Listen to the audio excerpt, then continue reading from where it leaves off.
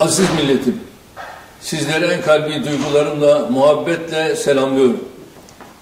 Türkiye olarak çevremizdeki ülkeler başta olmak üzere tüm dünya ile birlikte yakın tarihte eşine az rastlanan bir tehditle karşı karşıyayız.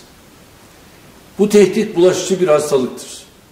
İlk defa Çin'de başlayan ve yeni koronavirüs salgını olarak bilinen COVID-19 hastalığı neredeyse tüm dünyayı etkisi altına almıştır. Türkiye, hastalığın ilk ortaya çıktığı günden beri gelişmeleri yakından takip eden, tedbirleri vakitlice alan ender ülkelerden biridir. Sağlık Bakanlığımız Ocak ayı başında, yani henüz Çin'de bile ilk ölüm vakası yaşanmamışken bünyesinde kriz merkezini kurmuş, hemen arkasından da bilim kurulunu oluşturmuştur. Ülkemizde COVID-19 ile ilgili fiili tedbirler 20 Ocak'tan itibaren alınmaya başlanmıştır. Şubat'ın ilk günü Çin'in Wuhan şehrindeki vatandaşlarımız ülkemize getirilerek karantina altına alınmış, hamdolsun 14 günün sonunda hepsi de sağlıklı olarak evlerine gitmiştir. Hastalığın ilk çıkış yeri olan Çin'den başlayarak hastalığın salgın düzeyine ulaştığı ülkelerle uçak seferleri hemen durdurulmuş, kara sınırlarımız kontrol altına alınmış, gerektiğinde kapatılmıştır. Yurt dışından gelen vatandaşlarımızın tamamı ülkemize girişte sağlık kontrolünden geçirilmiş, durumu şüpheli görülenler karantinaya alınmıştır. Ülkemizdeki ilk COVID-19 hastası vatandaşımız 10 Mart'ta tespit edilmiştir. Bunu izleyen günlerde okulların tatil edilmesi, yurt dışı görevlerin ertelenmesi, insanların toplu olarak bulunduğu mekanların faaliyetlerine ara verilmesi, etkinliklerin ertelenmesi gibi çok sayıda tedbiri seri bir şekilde hayata geçirdik. İlk tespitten bir hafta sonra hasta sayımız 47'ye ulaştı ve ilk can kaybımızı 18 Mart'ta verdik. 18 Mart tarihindeki kapsamlı değerlendirme toplantımızın ardından yaklaşık 100 milyar liralık bir ekonomik destek programını milletimizle paylaştık. Bu çerçevede meclisimiz gereken düzenlemeleri yaptı. Böylece ilave kaynak aktarmak suretiyle işsizlik fonunu güçlendirerek, çalışanlarımızın kredi garanti fonunu güçlendirerek esnaf ve sanatkarımızın yanında olduğumuzu gösterdik. Ayrıca en düşük emekli maaşını 1500 liraya çıkartırken Ramazan Bayramı ikramiyesinin ödenme tarihini de Nisan başına aldık. İstihdamı korumak amacıyla kısa çalışma ödeneğinin şartlarını kolaylaştıran, telafi çalışma süresini azaltan, sosyal yardımları artıran düzenlemeyi de hayata geçirdik.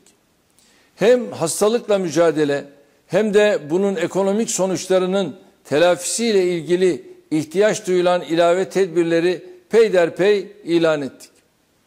Önümüzdeki süreçte de bu konuda gereken adımları atmayı sürdüreceğiz. Bugün itibariyle dünya çapında COVID-19 hastası sayısı 426 bine, ölü sayısı da 19 bine ulaşmıştır. Ülkemizde ise 53 bin vatandaşımızı evlerinde izlemeye, 8.554 vakayı ise hastanelerde takibe aldık. Bunlardan 797 kişi tamamen iyileşip taburcu olurken 4.603 kişiden numune alınarak ileri tetkik yapıldı. COVID-19 teşhisi konan 1872 kişinin tedavisine devam ediliyor. Tedavi altındaki hastalarımızdan 44'ünü ise maalesef kaybettik. Hayatını kaybeden vatandaşlarımıza Allah'tan rahmet, yakınlarına başsağlığı ve sabır diliyorum. Aziz milletim, malum olduğu üzere bu virüs daha çok kronik hastalığı olanlar ile yaşlılarda ölümcül sonuçlara yol alıyor. Hasta ve yaşlılarımıza virüs bulaşmasını önlemenin tek yolu kendimize gönüllü karantina uygulamak, yani mecbur kalmadıkça evden dışarıya çıkmamaktır. Nitekim vefat eden hastalarımızın tamamında da Covid-19 yanında ilave rahatsızlıklar söz konusuydu. Özellikle yaşlılarımızın hem kendilerinin hem de diğer insanların sağlıkları için bu süreçte kesinlikle dışarıya çıkmadan hayatlarını evlerinde sürdürmeleri şarttır. Yaşlı büyüklerimizle ilgili hassasiyetimizin sebebi onların diğerlerine hastalık bulaştırıyor olması değil, onlara hastalık bulaşmasının önüne geçmektir. Bunun için başımızın tacı olan yaşlılarımızı sevgiyle, saygıyla, ihtimamla korumalıyız. Büyüklerimizi incitecek en küçük bir saygısızlığı dahi kabul edemeyiz. Sağlık hizmetlerinin kapasitesi ve kalitesi konusunda hiç kimsenin şüphesi olmasın. Türkiye bu sürece son 17 yılda dünyanın en güçlü ve yaygın genel sağlık sigortasını hayata geçirmiş, dünyanın en modern hastanelerini inşa etmiş, 1 milyonu aşkın sağlık personeliyle en yüksek standartlarda hizmet kalitesine ulaşmış ülkesi olarak girmiştir. Bugün ülkemiz Sağlık Bakanlığı, üniversiteler ve özel sektördeki 165 bin doktoru, 205 bini hemşire olmak üzere 490 bin diğer sınıflardaki sağlık personeli ve 360 bin destek personeli ile dev bir sağlık ordusuna sahiptir. İlave 32 bin sağlık personeli alımıyla ilgili çalışmaları da başlattık. Ayrıca gelişmiş üretim gücümüzle sağlık sektörünün ihtiyaç duyduğu pek çok malzemede kendi kendimize yeterliyiz. Geçmişte bu tür kriz dönemlerinde dünyadan yardım isteyen bir ülke durumundaydık. Bugün ise dünyanın 69 ülkesi Türkiye'den yardım talep etmiş. Bunların 17'sine de imkanlar nispetinde gereken malzemeler gönderilmiştir. Dostlarımızı bu sıkıntılı günlerinde yalnız bırakmamak için elimizden gelen çabayı gösteriyoruz. Her türlü senaryoya karşı hazırlığımız vardır.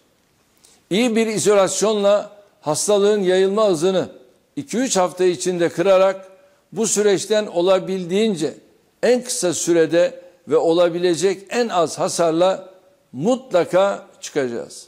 Aksi takdirde çevremizde pek çok örneğini gördüğümüz şekilde daha ağır sonuçlarla ve buna bağlı olarak daha ağır tedbirlerle karşılaşmamız kaçınılmazdır. Devlet olarak tüm kurumlarımızla üzerimize düşenleri yaparken vatandaşlarımızdan da destek ve anlayış bekliyoruz. Sağlık, güvenlik ve sosyal yardım kurumlarımız başta olmak üzere bu hastalığın yayılmasını önleyecek tüm birimlerimiz tam bir seferberlik anlayışıyla çalışmalarını sürdürüyor. Belediyelerimizin gıda ve temizlik malzemeleri tedarik zincirinde çalışanlarımızın ekonomiyi ayakta tutmak için üretimde ve hizmet sektöründe faaliyetlerine devam eden kuruluşlarımızın gayretlerini de takdirle takip ediyoruz. Vatandaşlarımızdan tek ricamız, önümüzdeki kritik günlerde hastalığın yayılma zincirini kırmak için Sağlık Bakanlığımızdan, İçişleri Bakanlığımızdan ve diğer ilgili kurumlarımızdan gelen ikazlara harfiyen uymalarıdır. Böylece hep birlikte mümkün olan en kısa sürede normal hayatımıza dönme imkanına kavuşabiliriz. Önce insan diyen, böyle bir yönetim anlayışıyla hareket ettiğimiz için her vatandaşımızın canı bizim için aynı derecede değerlidir. Bunun için evde kal Türkiye diyoruz. Bunun için sosyal mesafeye dikkat edilmesini, yani diğer insanlarla aramızda hastalık bulaşmasına imkan tanımayacak mesafe bırakılmasına özen gösterilmesini istiyoruz. Bunun için temizliğe önem verilmesini, özellikle dış temasların ardından ellerimizin mutlaka yıkanmasını, kolonyayla dezenfekte edilmesini tavsiye ediyoruz. Bunun için yaşlılarımıza ayrı bir ihtimam gösteriyoruz. Bunun için vatandaşlarımızdan destek, sabır ve anlayış bekliyoruz. Aziz milletim, ülke ve millet olarak bugüne kadar karşılaştığımız her sıkıntının, uğradığımız her saldırının üstesinden birliğimize, beraberliğimize, kardeşliğimize daha sıkı sarılarak geldik. İnşallah bu koronavirüs tehdidini de aynı şekilde yeneceğiz. Velev ki gözle görülmeyen bir virüs olsun. Hiçbir düşman milletimizin birliğinden, beraberliğinden, gücünden, dirayetinden daha üstün değildir. Bugünler Habillerle Kabillerin ayrıştığı, hasbilerle hesabilerin kendini belli ettiği, bencillerle diğer gamların arasındaki farkın ortaya çıktığı günlerdir. Biz tüm bu hasletlerin hayırlı olanını tercih edeceği, özellikle bu konuda milletimize güveniyoruz. Her meselemizde olduğu gibi Rabbimizin yardımının bu sıkıntımızda da yanımızda olacağından şüphe duymuyoruz. Rabbimizin sizin hayır bildiklerinizde şer, şer bildiklerinizde hayır olabilir emri ilahisinin hikmetine bir kez daha muhatap olacağımıza tüm kalbimizle inanıyoruz. Dünya bu salgın hastalığın ardından hiçbir şeyin eskisi gibi olmayacağı, yepyeni bir küresel siyasi, ekonomik, sosyal sistemin inşa edileceği bir döneme doğru gitmektedir. Türkiye olarak bu yeni döneme çok büyük avantajlarla ve güçlü bir altyapıyla giriyoruz. Önümüzdeki 2023 hedeflerimize umduğumuzdan daha kısa sürede ulaşabileceğimiz bir fırsat duruyor.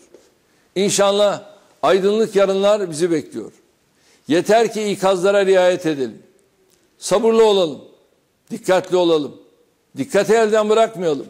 Kendimizin ve çevremizin temizliğine ihtimam gösterelim. Tedbir bizden, mücadele bizden, ferasetli davranmak bizden, takdir Allah'tandır. Kalın sağlıcakla.